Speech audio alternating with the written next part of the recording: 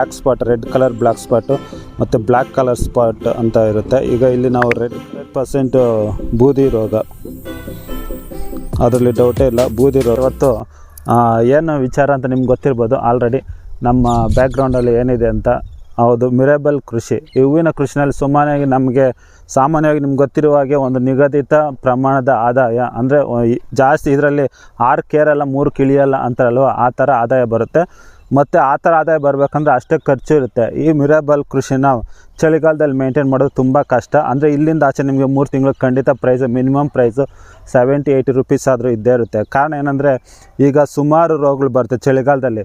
Main ರೋಗ ಬರೋದು ನಮಗೆ ಕೊಳಪೆ ರೋಗ ಅಂತಾರೆ. ಮೊಗ್ಗುಗಳೆಲ್ಲನೂ ಮೊಗ್ಗಿರುತ್ತಲ್ವ, ಅದೆಲ್ಲ ಒಣಗಿ ಮತ್ತು ಕೊಳ್ತೋಗೋ ಥರ ಬರುತ್ತೆ, ಮತ್ತು ಎಲೆ ಉದುರುತ್ತೆ. ಹಾಗೆಯೇ ಮೇಯ್ನ್ ಇನ್ನೊಂದು ಏನಂದರೆ ಬೂದಿ ರೋಗ. ಈ 3 ಸಮಸ್ಯೆಗಳನ್ನು ಉಳಿಸ್ಕೊಂಡ್ರೆ ಅಕಸ್ಮಾತ್ ಮಿಡ್ಲಲ್ಲಿ ಏನಾದರೂ 1-2 ಮಳೆ ಬಂದರೆ ಈ ಎಲೆ ಚುಕ್ಕೆ ರೋಗ ಬಂದು ಕಂಪ್ಲೀಟ್ ಎಲೆನೂ ಗಿಡನೇ ಬೋಳಾಗ್ಬಿಡುತ್ತೆ. ಈ ಎಲ್ಲ ರೋಗಗಳನ್ನ ನಿಯಂತ್ರಣ ಮಾಡಿಕೊಂಡು ಹೂವು ಬೆಳೆದಿದ್ದಾದರೆ ಖಂಡಿತ ನಮಗೆ ಲಾಭ ಅನ್ನೋದು ಸಿಗುತ್ತೆ. ಅಂದರೆ ಖರ್ಚು ಅಷ್ಟೇ ಇರುತ್ತೆ. ಮತ್ತಷ್ಟು ಮಾಹಿತಿಗಳನ್ನು ಹೀಗೆ ಹೋಗ್ತಾ ಚರ್ಚೆ ಮಾಡೋಣ. ನಮ್ಮ ವೀಕ್ಷಕರಿಗೋಸ್ಕರ ಏನೆಲ್ಲ ತೊಂದರೆ ಇದೆ ಮತ್ತು ತೋಟನ ಈ ಚಳಿಗಾಲದಲ್ಲಿ ಯಾವ ರೀತಿ ಮೇಂಟೈನ್ ಮಾಡಬೇಕು. ಅಲ್ಲಿ ಸುಮಾರು ನಾಟಿ ಮಾಡಿ ನೀವು ನೋಡ್ಬೋದು 8 ತಿಂಗಳ ಕೃಷಿ ಅಂತಲೇ ಹೇಳ್ಬೋದು. 8 ತಿಂಗಳ ಗಿಡ ಆಗಿದೆ. 8 ತಿಂಗಳ ಗಿಡ ಇದು ಎಷ್ಟು ನೀಟಾಗಿ ಮೇಂಟೈನ್ ಮಾಡಿದ್ದಾರೆ ಅಂದರೆ ಅಷ್ಟೇ ಚೆನ್ನಾಗಿ ಗಮನಿಸ್ಬೋದು ಯಾವ ರೀತಿ ಕಳೆನ ಕಂಟ್ರೋಲ್ ಮಾಡಿದ್ದಾರೆ. ಈಗ ರೋಸಲ್ಲಿ ಸಾಮಾನ್ಯವಾಗಿ ಕಳೆ ಔಷಧಿಗಳನ್ನ ಸ್ಪ್ರೇ ಮಾಡಬಾರ್ದು. ಅದರಲ್ಲೂ ನಮಗೆ ಗ್ಲೈಫೋಸೇಟ್ ಬರುತ್ತಲ್ವ, ತುಂಗೆ ಹುಲ್ಲು, ಗರಿಕೆ ಹುಲ್ಲು, ಈ ಥರ ಹೊಡೆದಕ್ಕೆ ಸ್ಪ್ರೇ ಮಾಡ್ತಕ್ಕಂಥ ಕಳೆನಾಶಗಳನ್ನ 100% ಇದರಲ್ಲಿ ಬಳಕೆ ಮಾಡಲೇಬಾರ್ದು. ಒಂದು ಸಲ ಏನಾದರೂ ಗ್ಲೈಫೋಸೇಟ್ ಔಷಧಿನ ಇದರಲ್ಲಿ ನೀವು ಬಳಕೆ ಮಾಡಿದ್ದೆ ಆದರೆ 100% ಗಿಡ ಡ್ಯಾಮೇಜ್ ಆಗುತ್ತೆ ಮತ್ತು ರಿಕವರಿ ಆಗೋ ಚಾನ್ಸೇ ಇರೋದಿಲ್ಲ. ಏನೇ ಪ್ರಯತ್ನ ಪಟ್ಟರೂ ರಿಕವರ್ ಆಗೋದು. ಆದ್ದರಿಂದ ಆದಷ್ಟು ನಾವು ಕಳೆ ಔಷಧಿಗಳನ್ನು ರೋಸಲ್ಲಿ ಕಂಟ್ರೋಲ್ ಮಾಡ್ಕೋಬೇಕು. ಇಲ್ಲಿ ನೀವು ನೋಡೋ ಹಾಗೆ ಸಾಲಿಂದ ಸಾಲಿಗೆ ಸುಮಾರು 10 ಅಡಿಗಳ ಅಂತರ ಕೊಟ್ಟಿದ್ದಾರೆ. ಕೆಲವು ನಾವು ನೋಡೋ ಹಾಗೆ ಒಂದು ತೋಟದಲ್ಲಿ 5-6 ಅಡಿ ಒಳಗಡೆ ಅಂತರ ಕೊಟ್ಟಿರ್ತಾರೆ. ಗಿಡ ಬೇಗ ದೊಡ್ಡದಾಗ್ಬಿಟ್ಟು ಬೇಗ ಕಟ್ಟಿಂಗ್ ಆಗಬೇಕಾಗುತ್ತೆ. ಕಟ್ಟಿಂಗ್ ಆದಮೇಲೆ ಏನು ಅಷ್ಟು ಹೂವಿನ ಇಳುವರಿ ಬರೋದಿಲ್ಲ. ಆದ್ದರಿಂದ ಸಾಲಿಂದ ಸಾಲಿಗೆ ಈ ರೀತಿ ಅಂತರ 10 ಅಡಿ ಕೊಟ್ಟಿರಬೇಕು. ಮತ್ತು ಗಿಡದಿಂದ ಗಿಡಕ್ಕೆ ನೀವು ನೋಡಬೇಕಾದ್ರೆ ಕನಿಷ್ಠ ಅಂದ್ರೂ 3 ಅಡಿ ಡಿಫ್ರೆನ್ಸ್ ಇದೆ. ಇಲ್ಲಿ ನೋಡೋ ಹಾಗೆ ಗಿಡದಿಂದ ಗಿಡಕ್ಕೆ 3 ಅಡಿ ಡಿಸ್ಟೆನ್ಸ್, ಸಾಲಿಂದ ಸಾಲಿಗೆ ಆಲ್ಮೋಸ್ಟ್ 10 ಅಡಿ ಡಿಸ್ಟೆನ್ಸ್ ಇದೆ. ತುಂಬ ದೂರನೇ ಕೊಟ್ಟಿದ್ದಾರೆ. ಮತ್ತು ಈ ಕಡ್ಡಿಗಳೆಲ್ಲ ಹೊರಗಡೆ ಬರದೇ ಇರಲಿ ಅಂತ ಆ ಕಡೆ ಈ ಕಡೆ ನಿಮಗೆ ಗೊತ್ತಿರ್ಬೋದು, ಕ್ಯಾಪ್ಸಿಕಮ್ಮು, ಬೀನ್ಸಲ್ಲಿ, ಟೊಮೊಟೊದಲ್ಲಿ ಈ ರೀತಿ ಮಾಡ್ತಾರೆ ಡಬಲ್ ಗೂಟ. ಆ ರೀತಿ ಡಬಲ್ ಗೂಟ ಮಾಡಿದ್ದಾರೆ. ಇದಕ್ಕೆ ನಿಮ್ಗೆ ಗೊತ್ತಿರೋ ಹಾಗೆ ತಂಗೂಸಲ್ಲೂ ಆ ಕಡೆ ಈ ಕಡೆ ಬಳ್ಳಿಗಳು ಬರದೇ ಇರೋದನ್ನು, ಕಡ್ಡಿಗಳು ಬರದೇ ಇರೋ ಸೇಫ್ ಮಾಡಿದ್ದಾರೆ. ಮತ್ತು ಮಿಡ್ಲಲ್ಲಿ ಕಾಲುವೆ ಮಾಡಿಕೊಂಡು ಮಣ್ಣನ್ನು ಇನ್ನೊಂದು ಗಮನಿಸಬೇಕು, ಈ ರೀತಿ ಮಣ್ಣನ್ನು ತೆಗೆದು ಹಾಕುವಾಗ ಬುಡದ ಮೇಲೆ ಹಾಕಬಾರ್ದು. ಬುಡದ ಮೇಲೆ ಹಾಕಿದ್ದಾದರೆ ನೋಡಿ ಈ ರೀತಿ ಅಲ್ಲಿ ಗ್ಯಾಪ್ ಇರಲೇಬೇಕು. ಅಲ್ಲಿ ನಮಗೆ ಕಸಿ ಮಾಡಿರ್ತಾರಲ್ವ, ಆ ಜಾಗದ ಮೇಲೆ ಕಸಿ ಮಾಡಿರೋ ಬುಡದ ಹತ್ರ ಮಣ್ಣು ಹಾಕ್ಬಾರ್ದು. ಅಲ್ಲಿ ಮಾಡಿದ್ರೆ ಏನಾಗುತ್ತೆ ಅಂದರೆ ಕಸಿ ಮಾಡಿರೋ ಮೇಲ್ಗಡೆ ಬಂದು ಇಲ್ಲೇನಾದರೂ ಮಣ್ಣು ಹಾಕಿದರೆ ಇಲ್ಲೆಲ್ಲ ವೈಟ್ ರೂಟ್ಸ್ ಬಂದು ಗಿಡ ಡೆವಲಪ್ ಸ್ಟಾಪ್ ಆಗಿಬಿಡುತ್ತೆ ಮತ್ತು ಗಿಡನೂ ಒಣಗೋ ಚಾನ್ಸ್ ಇರುತ್ತೆ. ಆದ್ದರಿಂದ ನೀವು ಮಣ್ಣು ಎಷ್ಟೇ ಹಾಕ್ಕೊಂಡ್ರೂ ಸಹ ಈ ಮಿಡ್ಲಲ್ಲಿ ಮಾಡಿ. ಅದಕ್ಕೆ ಇವ್ರು ಕೊಟ್ಟಿರ್ತಕ್ಕಂಥದ್ದು ಗೊಬ್ಬರಗಳನ್ನ ನೀವು ಗಮನಿಸ್ಬೋದು. ಕೋಳಿ ಗೊಬ್ಬರ ಒಟ್ಟು ಗೊಬ್ಬರ ಅಂತ ಹೇಳ್ತಾರಲ್ವ, ಆ ಕೋಳಿ ಗೊಬ್ಬರ ಕೊಟ್ಟಿದ್ರೆ ಒಳಗಡೆ ಕೋಳಿ ಗೊಬ್ಬರ ಕೊಟ್ಟಿದ್ದಾರೆ. ಮತ್ತು DAP, ಬೇವಿನ ಹಿಂಡಿ, ಉಂಗೆ ಹಿಂಡಿ ಎಲ್ಲ ಗೊಬ್ಬರಗಳನ್ನೂ ಕೊಟ್ಟಿದ್ದಾರೆ ಮಿಕ್ಸ್ ಮಾಡಿ ಕೋಳಿ ಗೊಬ್ಬರದ ಜೊತೆಗೆ. ಕಾರಣ ಏನಂದರೆ ಚಳಿಗಾಲದಲ್ಲಿ ಸ್ವಲ್ಪ ಕೋಳಿ ಗೊಬ್ಬರ ಕೊಟ್ಟರೆ ಬಿಸಿ ವಾತಾವರಣ ಇರುತ್ತೆ ಮತ್ತು ಬೆಚ್ಚಗೆ ಇದ್ದು ಎಲೆ ಚುಕ್ಕೆ ರೋಗ ಇದಕ್ಕೆ ತಡ್ಕೋಬೋದು ಅನ್ನೋ ಉದ್ದೇಶದಿಂದ ಕೋಳಿ ಗೊಬ್ಬರ ಕೊಟ್ಟಿರ್ತಕ್ಕಂಥದ್ದು. ನಮ್ಮ ಫಾರ್ಮರ್ಸು ಇಲ್ಲೇ ಇದ್ದಾರೆ. ಅಂದರೆ ಅವ್ರ ಮಾಹಿತಿನ ಹಂಚ್ಕೊಳ್ಳೋದಕ್ಕೆ ಕ್ಯಾಮ್ರಾ ಮುಂದೆ ಬರೋದಕ್ಕೆ ಇಷ್ಟಪಡಲಿಲ್ಲ. ನೀವೇ ಮಾಹಿತಿ ತಗೊಳ್ಳಿ ಅಂತ ಹೇಳಿದ್ದಾರೆ. ಅದೇ ನಮ್ಮ ವೀಕ್ಷಕರಿಗೋಸ್ಕರ ಮಾಹಿತಿ ನಾವೇ ನೇರವಾಗಿ ಕೊಡೋಣ ಅಂತೇಳಿ ಅಂತ. ಈಗ ನಾವು 8 ತಿಂಗಳ ಕೃಷಿನಲ್ಲಿ ನೀವು ನೋಡಿಬೋದು ಆಲ್ಮೋಸ್ಟ್ ಈಗಲೂ ಇದರಲ್ಲೂ ಎಲೆ ಚುಕ್ಕೆ ರೋಗ ಬಂದು ಎಲೆಗಳೆಲ್ಲ ಡ್ರಾಪ್ ಆಗಿ ಮತ್ತೆ ಚಿಗುರಿರೋದನ್ನ ನೀವು ಗಮನಿಸ್ಬೋದು. ಒಂದೊಂದು ಗಿಡದಲ್ಲಿ ಆಗೇ ಇದೆ, ಒಂದೊಂದು ಗಿಡದಲ್ಲಿ ಚೆನ್ನಾಗಿ ಚಿಗುರ್ಕೊಂಡಿದೆ. ಇನ್ನು ರೋಗದ ವಿಚಾರಕ್ಕೆ ಬಂದರೆ ನೋಡಿ, ಇಲ್ಲಿ black spot, red colour black spot ಮತ್ತು ಬ್ಲ್ಯಾಕ್ ಕಲರ್ ಸ್ಪಾಟ್ ಅಂತ ಇರುತ್ತೆ. ಈಗ ಇಲ್ಲಿ ನಾವು ರೆಡ್ ಕಲರ್ ಸ್ಪಾಟನ್ನು ನೋಡ್ತಾ ಇದ್ದೀವಿ. ಇದು ಬರೋದಕ್ಕೆ ಕಾರಣ ಅಂದರೆ ವಾತಾವರಣದಲ್ಲಿ ಕೋಲ್ಡ್ ವೆದರ್ ತುಂಬ ಜಾಸ್ತಿ ಆದಾಗ ಮತ್ತು ಬ್ಲ್ಯಾಕ್ ಸ್ಪಾಟ್ ಲೀಫ್ಸ್ ನೋಡಿದ್ವಿ. ಮತ್ತು ಇಲ್ಲಿ ನೋಡಿ, ಇಲ್ಲೇ ಗಮನಿಸ್ಬೋದು ಯಾವ ರೋಗ ಇದೆ ಅಂತ. ನಿಮಗೆ ಆಲ್ಮೋಸ್ಟ್ ಈಗ ಗೊತ್ತಾಗಿರುತ್ತೆ ಯಾವ ರೋಗ ಇದೆ ಅಂತ.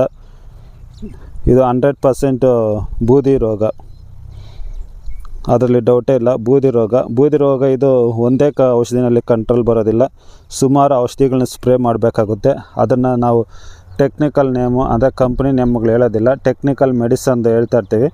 ಅದರಲ್ಲಿ ಹೇಳೋದಕ್ಕಿಂತ ನಿಮಗೆ ಲೆಫ್ಟ್ ಸೈಡಲ್ಲಿ ಈಗ ಆ ಮೆಡಿಸನ್ ಸ್ಪ್ರೇ ಮಾಡೋದು ಯಾವ ಸ್ಪ್ರೇ ಮಾಡಬೇಕು, ಎಷ್ಟು ಗ್ರಾಮ್ ಸ್ಪ್ರೇ ಮಾಡಬೇಕು, ಈ ಮಾಹಿತಿಗಳನ್ನು ಇಲ್ಲಿ ಕೊಡ್ತಾ ಇರ್ತೀವಿ, ನೀವು ಗಮನಿಸ್ಬೋದು. ಯಾಕೆಂದರೆ ಬಾಯಲ್ಲಿ ಹೇಳಿದ್ರೆ ನಿಮಗೆ ಕೇಳಿಸ್ಕೊಂಡ್ರೂ ಆ ಟೆಕ್ನಿಕಲ್ ನಿಮ್ಗೆ ಸರಿಯಾಗಿ ಗೊತ್ತಾಗೋದಿಲ್ಲ.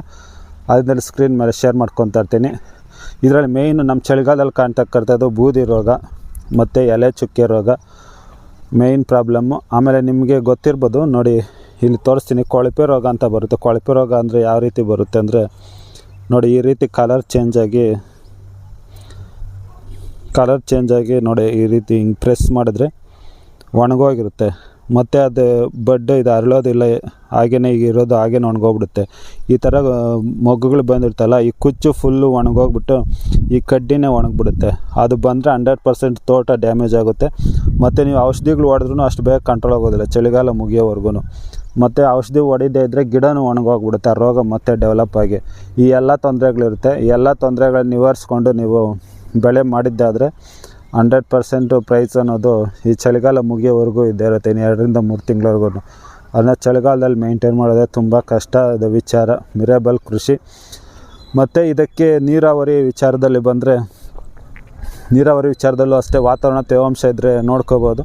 ವಾತಾವರಣ ತೇವಾಂಶ ಅನುಗುಣವಾಗಿ ನೀರು ಕೊಡ್ತಾ ಇರಬೇಕಾಗುತ್ತೆ. ಮತ್ತು ಸಿಂಗಲ್ ಲೈನ್ ಚಿಕ್ಕ ಗಿಡದಲ್ಲಿ 2 ರಿಂದ 3 ತಿಂಗಳವರೆಗೂ ಸಿಂಗಲ್ ಲೈನಲ್ಲೇ ಡ್ರಿಪ್ ಲೈನಲ್ಲೇ ಮಾಡಿದ್ರೆ ಸಾಕಾಗುತ್ತೆ.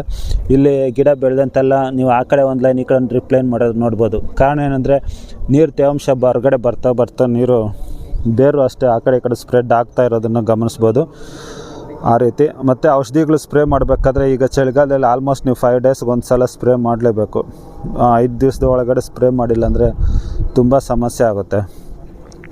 ಆಮೇಲೆ ಒಂದು ಬಾರಿ ನಿಮಗೆ ಎಲೆ ಉದುರಿದ್ರೆ ಅದನ್ನು ರಿಕವರ್ ಮಾಡೋದಕ್ಕೆ ನಿಮಗೆ 15 ರಿಂದ 20 ದಿವಸ ಬೇಕಾಗುತ್ತೆ. ಮತ್ತು ಅದು ಇನ್ನೂ ಡಬಲ್ ಖರ್ಚು ಮಾಡಬೇಕಾಗುತ್ತೆ. ಇನ್ನು ಇಳುವರಿ ವಿಚಾರದಲ್ಲಿ ಬಂದರೆ, ಒಂದು ಎಕರೆನಲ್ಲಿ ಎಷ್ಟು ಇಳುವರಿ ಬರ್ಬೋದು ಅಂದರೆ, ಚೆನ್ನಾಗಿ ಮಾಡಿದ್ರೆ ಒಂದು ಎಕರೆನಲ್ಲಿ 1200 ಗಿಡದಲ್ಲಿ ನೀವು ಗಮನಿಸಾಗಿ 1200 ಗಿಡ ಹೆಚ್ಚು ಕಡಿಮೆ ಒಂದು ಎಕರೆನಲ್ಲಿ ಕುಳ್ಳಿಸ್ಬೋದು. 3 ಅಡಿಗೆ ಒಂದು ಗಿಡ ಮತ್ತು 9 ಅಡಿಗೆ ಒಂದು ಗಿಡ, 3 ಅಡಿಗೆ ಒಂದು ಗಿಡ, 9 ಅಡಿಗೆ ಲೈನಿಂದ ಲೈನ್ಗೆ 9 ಅಡಿ ಡಿಸ್ಟೆನ್ಸ್ ಕೊಟ್ಕೊಂಡ್ರೆ 1200 ಗಿಡ ಹೆಚ್ಚು ಕಡಿಮೆ ಬರುತ್ತೆ. ಇನ್ನು ಇಳುವರಿ ಬಂದರೆ ನೀವು ಮಾಡ್ದಂಗೆಲ್ಲ ಇರುತ್ತೆ, ಕಾಸು ತಕ್ಕಂಗೆ ಕಜ್ಜೆ ಅಂತಾರಲ್ವ ಆ ರೀತಿ. ಇದರಲ್ಲಿ ದಿನ ಬಿಟ್ಟು ದಿನ ಹಾರ್ವೆಸ್ಟ್ ಮಾಡ್ಬೋದು, ಒಂದಿನ ಗ್ಯಾಪ್ ಕೊಡಬೇಕಾಗುತ್ತೆ. ಯಾಕೆಂದರೆ ಈ ರೀತಿ ಇರೋ ಮಗ್ಗು ಈ ರೀತಿ ಓಪನ್ ಆಗಬೇಕು. ಅದು ನಿಮಗೆ ಬೆಳೆಗಾರರಿಗೆಲ್ಲ ಗೊತ್ತಿರೋ ವಿಚಾರನೇ. ಅದರಲ್ಲಿ ಚೆನ್ನಾಗಿ ಮಾಡಿದ್ರೆ ಒಂದು ದಿನಕ್ಕೆ 100 ರಿಂದ 150 kg ಒಂದು ಎಕರೆನಲ್ಲಿ ಹಾರ್ವೆಸ್ಟ್ ಮಾಡ್ಬೋದು. ಚೆನ್ನಾಗಿ ಮಾಡಿಲ್ಲ ಅಂದರೆ ನಿಮಗೆ 15 kgನೂ ಒಂದು ಎಕರೆನಲ್ಲಿ ಬರೋದಿಲ್ಲ. ಆ ರೀತಿ ಮಿರೇಬಲ್ ಕೃಷಿ ನಾವು ಯಾವ ರೀತಿ ಮಾಡ್ತೀವೋ ಆ ರೀತಿ ರಿಟರ್ನ್ಸ್ ಕೊಡುತ್ತೆ. ಮತ್ತು ಈ ಚಳಿಗಾಲದಲ್ಲಿ ನೀವು ಬರ್ತಕ್ಕಂಥ ಆದಾಯದಲ್ಲಿ 100% ಬರೆದಿಟ್ಕೊಬಿಡಿ. 50% ಗಿಡಕ್ಕೆ ನಾವು ರಿಟರ್ನ್ ಕೊಡಲೇಬೇಕು. ಇನ್ನು 50% ನಮಗೆ ಉಳಿತಾಯ ಆಗುತ್ತೆ ಅಷ್ಟೇ. ನೋಡಿ, ಟ್ರಿಪ್ಸ್ಗಳು ಅಷ್ಟೇ. ಬೇಸಿಗೆನಲ್ಲಿ ನಾವು ಉಷ್ಣಾಂಶ ಜಾಸ್ತಿ ಆದಷ್ಟು ನೀವು ಎಷ್ಟೇ ಔಷಧಿಗಳು ಸ್ಪ್ರೇ ಮಾಡಿ ಟ್ರಿಪ್ಸ್ಗಳನ್ನ ಕಂಟ್ರೋಲ್ ಮಾಡೋದು ತುಂಬ ಕಷ್ಟ. ರೋಗ ಬಾಧೆ ಒಂದು ಕಡೆ ಇರುತ್ತೆ, ಟ್ರಿಪ್ಸ್ ಬಾಧೆ ಇರುತ್ತೆ. ಈ ಎಲ್ಲಾದರೂ ಮೇಂಟೈನ್ ಮಾಡಿಕೊಂಡು ತುಂಬ ಕಷ್ಟ. ಇನ್ನೂ ಕೆಲವರು ಪ್ರೋಗ್ರೆಸಿವ್ ಫಾರ್ಮರ್ಸ್ ಏನು ಮಾಡಿದ್ದಾರೆ ಅಂದರೆ, ಈ ಟ್ರಿಪ್ಸ್ನ ಕಂಟ್ರೋಲ್ ಮಾಡೋದಕ್ಕೆ ಬೇಸಿಗೆನಲ್ಲಿ ಈ ನೀವು ನೋಡ್ತಕ್ಕಂಥ ಕಡ್ಡಿಗಳಿಗೆ ಸ್ಪ್ರಿಂಕ್ಲರ್ ಹಾಕ್ಕೊಂಡಿರ್ತಾರೆ. ಸ್ಪ್ರಿಂಕ್ಲರ್ ಹಾಕ್ಕೊಂಡು ಅದನ್ನು ನೀರು ಸಿಂಪಡಣೆ ಮಾಡಿದ್ದೇ ಆದರೆ ಈ ಟ್ರಿಪ್ಸ್ನ ಕಂಟ್ರೋಲ್ ಮಾಡ್ಬೋದು. ಮತ್ತು ಬೆಳಗ್ಗೆ ಟೈಮಲ್ಲಿ ಮಂಜು ಕೂತ್ಕೊಂಡಿರುತ್ತಲ್ವ ಆ ಮಂಜು ಕೂತ್ಕೊಳ್ದೇ ಇರೋ ಥರ ರಾತ್ರಿ ಒಂದು ಟೈಮು, ಬೆಳಗ್ಗೆ ಒಂದು ಟೈಮ್, ಮಧ್ಯಾಹ್ನ ಒಂದು ಟೈಮು ನೀರು ಬಿಡ್ತಾಯಿದ್ರೆ, ಸುಮ್ಮನೆ ಒಂದು 5 ನಿಮಿಷ ನೀರು ಬಿಟ್ಟರೆ ಆ ರೋಗನೂ ಕಂಟ್ರೋಲ್ ಆಗುತ್ತೆ. ಕೊಳಪೆ ರೋಗ ಅಂತ ಹೇಳ್ತಾರಲ್ಲ, ರೋಗನೂ ಕಂಟ್ರೋಲ್ ಆಗುತ್ತೆ ಅಂತ ಹೇಳ್ತಾರೆ. ಅಂದರೆ ಅದು ಎಲ್ಲರೂ ಮಾಡೋದಕ್ಕಾಗೋದಿಲ್ಲ, ಕೆಲವು ಪ್ರೋಗ್ರೆಸಿವ್ ಫಾರ್ಮರ್ಸ್ ಮಾಡಿರೋದನ್ನು ನಾನು ಕಣ್ಣಾರೆ ನೋಡಿದ್ದೀನಿ. ಇನ್ನು ಇಳುವರಿ ವಿಚಾರ ಆಯಿತು, ರೋಗದ ವಿಚಾರ ಆಯಿತು, ಗೊಬ್ಬರದ ವಿಚಾರ ಆಯಿತು. ಕಳೆ ನಿಯಂತ್ರಣಗಳ ಬಗ್ಗೆನೂ ಹಾಗೇ ಡಿಸ್ಕಸ್ ಮಾಡಿದ್ವಿ. ಇದರಲ್ಲಿ 24 hours ಅಂತ ಕಳೆ ಬರುತ್ತೆ. ನಿಮಗೆ ಗೊತ್ತಿರ್ಬೋದು, 24 hours ಒಳಗಡೆ ಸುಟ್ಟಂಥ ಕಳೆ ಔಷಧಿಗಳನ್ನ ಬೇಕಾದರೆ ಬೆಳೆಸ್ಬೋದು. ಅದನ್ನು ಗಿಡದ ಬಳಿ ಸ್ಪ್ರೇ ಮಾಡಬೇಡಿ, ಈ ರೀತಿ ಸಾಲುಗಳ ಮಧ್ಯೆ ಸ್ಪ್ರೇ ಮಾಡ್ಕೋಬೋದು. ಇನ್ನು ತುಂಗೆ ಹುಲ್ಲು, ಗರಿಕೆ ಹುಲ್ಲು ಇದ್ದರೆ ಅದನ್ನು ಗಿಡ ನಾಟಿ ಮಾಡೋದಕ್ಕೆ ಮುಂಚೆನೇ ನೀವು ಅದನ್ನು ನಿಯಂತ್ರಣ ಮಾಡಬೇಕು. ಗಿಡ ಇರಬೇಕಾದ್ರೆ ಏನಾದರೂ ನೀವು ಅದನ್ನು ಸ್ಪ್ರೇ ಮಾಡಿದ್ದೆ ಆದರೆ 100% ಗಿಡ ಡ್ಯಾಮೇಜ್ ಆಗುತ್ತೆ. ನೋಡಿದ್ರಲ್ಲ, ಮಿರೇಬಲ್ ಕೃಷಿನಲ್ಲಿ ಅಂದರೆ ನಮ್ಗೆ ತಿಳಿದು ಮಾತ್ರ ನಿಮ್ಮ ಜೊತೆ ಮಾಹಿತಿ ಹಂಚ್ಕೊಂಡಿದ್ವಿ. ಮತ್ತಷ್ಟು ಮಾಹಿತಿಗಾಗಿ ಮುಂದಿನ ವಿಡಿಯೋದಲ್ಲಿ ಭೇಟಿಯಾಗೋಣ. ಅಲ್ಲಿವರೆಗೂ ನಮಸ್ಕಾರ.